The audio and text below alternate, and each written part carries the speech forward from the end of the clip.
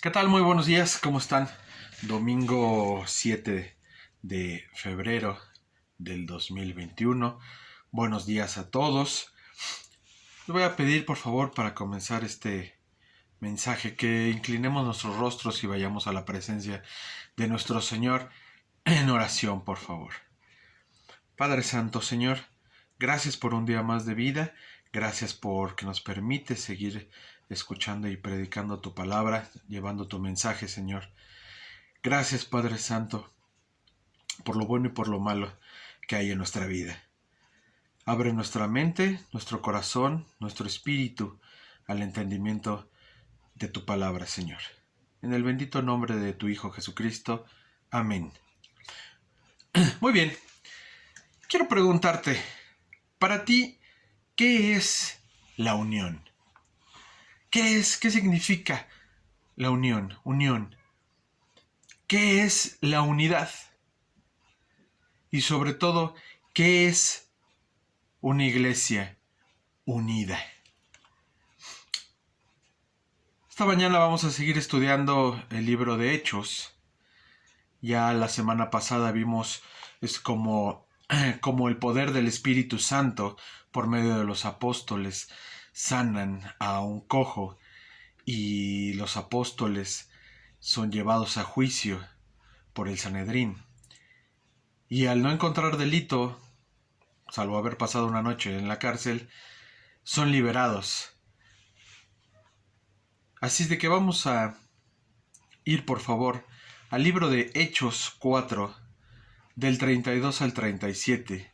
Hechos 4, del versículo 32 al 37, que dice así: Todos los creyentes eran de un solo sentir y pensar. Nadie consideraba suya ninguna de sus posesiones, sino que las compartían. Los apóstoles, a su vez, con gran poder, seguían dando testimonio de la resurrección del Señor Jesús.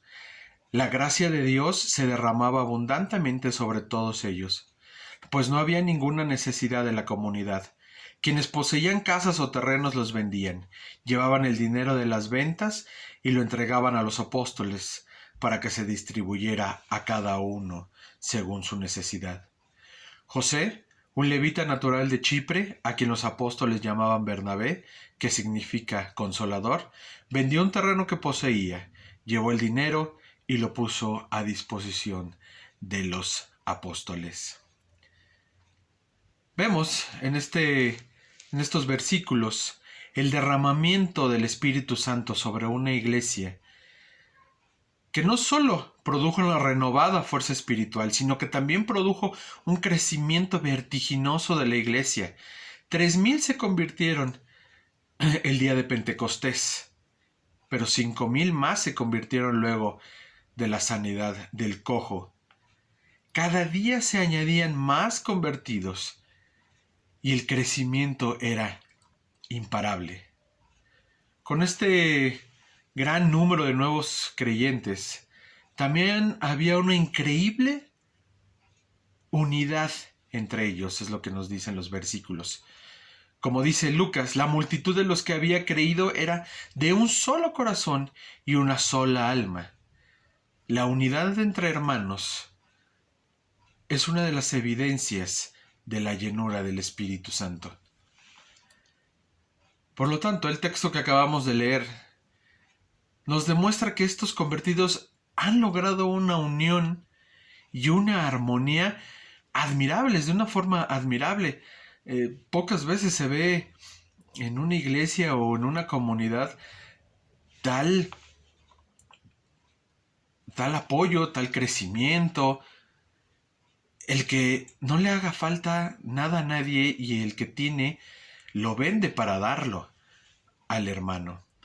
Recordemos que esta creciente iglesia, esta naciente iglesia, vive en un mundo que se muestra bastante hostil a sus propósitos. Recordemos que está el Consejo del Sanedrín, que ha juzgado a Pedro y a Juan por predicar la resurrección y por haber sanado al cojo que pedía limosna fuera del templo. Dice, ninguno decía ser suyo alguno de lo que poseía.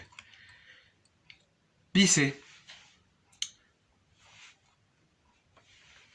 que esto ya había pasado con anterioridad. Cuando se manifiesta el Espíritu Santo el día de Pentecostés, y Lucas manifiesta que esto ya había pasado antes.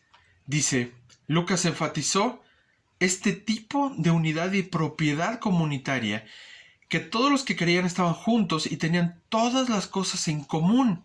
No había propiedad, sino que todo era de todos y nadie tenía una desventaja. Todos vendían sus posesiones, haciendas y repartían a todos como cada uno había de menester. En Lucas 2, 44, 45 no lo dice. Era compartida la propiedad, no era algo impuesto por los líderes de la iglesia, sino que tiene raíces en la unión que comparten de corazón y de alma. Esto no era una orden, un mandato que se le diera a esta iglesia, a estos creyentes convertidos, sino que nacía de su propio interés, de su propia fuerza, de su corazón, de su alma. El que en esta comunidad hubiera estos sentimientos. Estos hermanos y hermanas cristianos se amaban unos a otros, pero sobre todo se cuidaban unos a otros. Todos se habían criado, recordemos cómo eran las costumbres en esa época. Toda esa era una sociedad donde la familia era una unidad social en la que podían depender en los momentos difíciles. La familia era todo donde se apoyaban. Esta iglesia se manejaba, se conducía, actuaba como una familia a la cual se le apoyaba entre todos los miembros de esta iglesia. Para algunos, la decisión de seguir a Cristo significaba que ya no podían contar con el apoyo de sus familias, y la iglesia se convirtió en su nueva familia. La unión de corazón y alma se manifiesta concretamente en el compartir posesiones, estar en el mismo sentir. En este momento estamos analizando esto. Y eso realmente, hermanos, es algo increíble, porque nuestras posesiones nos confortan y nos traen seguridad. Es difícil no amar nuestro dinero y desear tener más dinero. Ese es el sentimiento general de todas las personas. A veces nos es imposible dejar una propina demasiado grande en algún restaurante, con alguien que viva de propinas. Casi siempre dejamos lo menos que podamos o con lo que menos nos sintamos mal. Pero sería una cosa totalmente diferente vender nuestra casa, nuestro auto, nuestro negocio, y las ganancias ponerlas en el cesto de las ofrendas de la iglesia o entregarlas a alguien de la iglesia. Una unión de corazón y alma que resulta de un generoso compartir de posesiones muestra una verdadera unión. Y no nada más nos refiramos a lo material, porque decir, bueno, yo comparto mis cosas y ya cumplí. No, es un sentimiento del desprendimiento por alguien que no lo tiene o para que crezca la iglesia. Y vamos a pasar a Hechos 34-33, siguiente versículo. Dice, los apóstoles daban testimonio, en griego marturión, de la resurrección la resurrección del Señor Jesucristo, con gran esfuerzo y gran gracia, que quiere decir en griego gracia charis. Eran en todos ellos, la gracia abundaba en ellos, y los apóstoles daban testimonio de esto. Dar testimonio de la resurrección de Jesús y el perdón de pecados por medio de su sacrificio en la cruz. Dios cubre de bendiciones a estos primeros cristianos. Nos encontramos, hermanos, en una relación armoniosa. Estos nuevos cristianos están viviendo como hermanos y hermanas, como una familia. están cuidándose unos a otros, sacrificándose unos por otros, en muchos casos considerando el bienestar de sus hermanos antes del bienestar propio. ¡Wow! ¡Qué grandes acciones! ¿Seríamos capaces de ser una iglesia así? ¿O somos una iglesia así? ¿Cuál es el resultado de esto? Versículos 34 y 35. Ninguno no había necesitados entre ellos. Dice que ningún necesitado había entre ellos. Mucho antes Dios prometió a Israel: para que así no haya en ti mendigo, porque Jehová te bendecirá con abundancia en la tierra de Jehová. Tu Dios te dará por heredad para que la poseas. No hacía falta nada. Lucas 4, 18, 19 dice: el Espíritu del Señor está sobre mí, por cuanto me ha ungido para anunciar buenas nuevas a los pobres. Me ha enviado a proclamar libertad a los cautivos y dar vista a los ciegos, a poner en libertad a los oprimidos, a pregonar el año del favor del Señor. Hermanos, el milagro que estos primeros cristianos experimentaban no es uno en que Dios abre los cielos y les llena los bolsillos de dinero.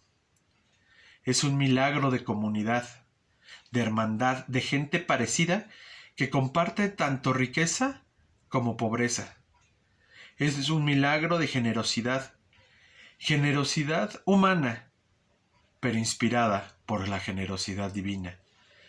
Es un milagro de amor ágape, amor enfocado en las necesidades de los demás en lugar de las necesidades personales. Dice versículos adelante: y los ponía a los pies de los apóstoles.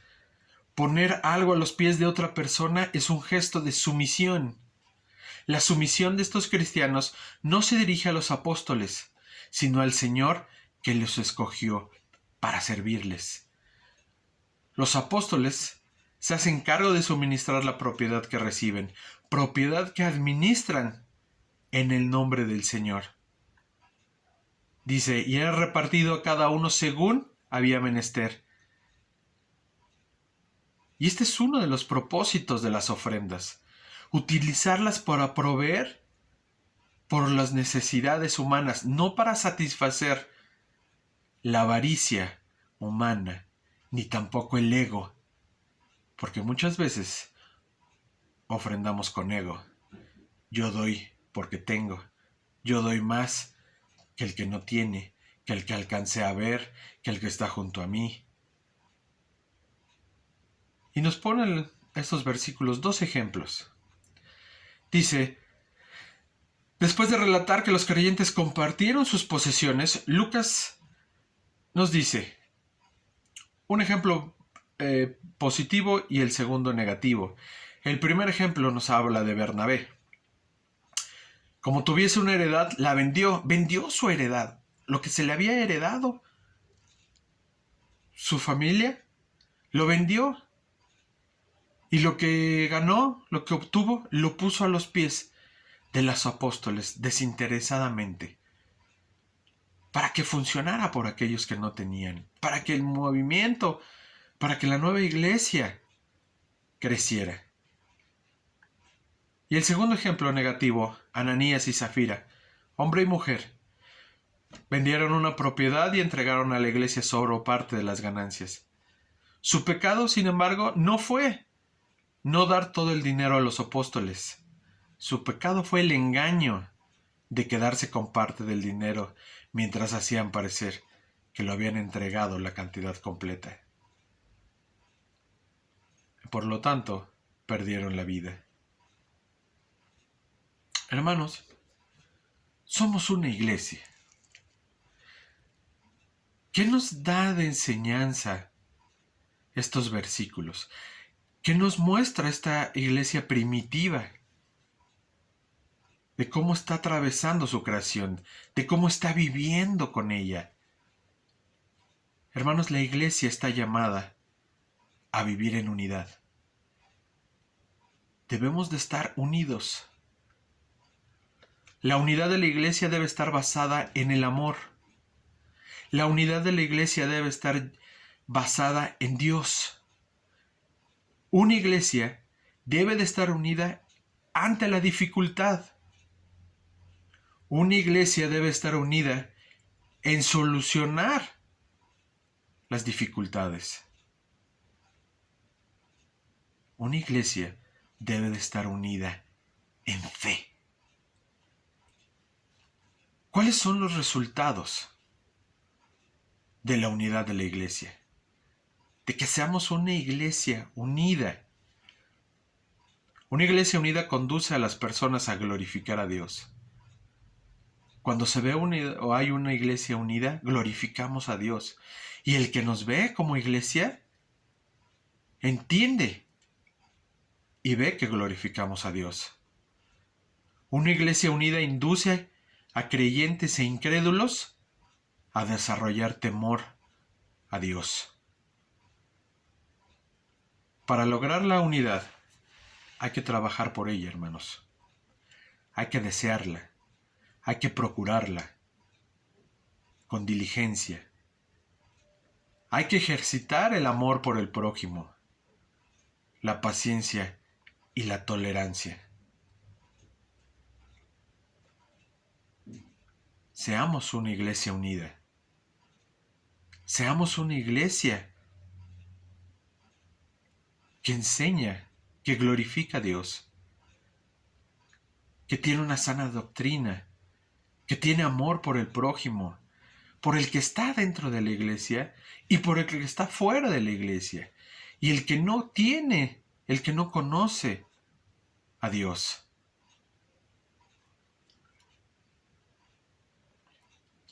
Para concluir este mensaje, la generosidad que tenían entre sí los integrantes de la iglesia en Jerusalén es digna de ser destacada. Debemos de orar para que nosotros también seamos transformados por el poder de la resurrección del Señor y que el Espíritu Santo nos cambie completamente. Hace unos años me dijeron que alguien que salió de la iglesia dijo: ICN se convirtió en un restaurante porque compartimos los alimentos al final del servicio. ICN se convirtió en salón de fiestas porque hacemos un curso de verano para los niños de la colonia. En ICN se dan despensas para los que los necesiten. ¡Qué gusto! ¡Qué gusto que ICN sea una iglesia que comparte los alimentos! Y que nadie sale sin haber comido. Que lleva el Evangelio a las futuras generaciones de la colonia. Y qué bueno que ICN puede compartir las bendiciones con quien lo necesita. Una iglesia unida. Una iglesia que se ama entre los que la conforman. Una iglesia que sirve a su comunidad. Una iglesia que sirve al pobre, al rico. Este día te invito a que sigamos unidos como iglesia. Aunque estemos separados, aunque estemos lejos por la pandemia, que sigamos siendo parte de la iglesia, que sigamos sintiéndonos parte de la iglesia y sigámonos apoyando. Desde una oración hasta con la confianza de poder decir: tengo esta necesidad.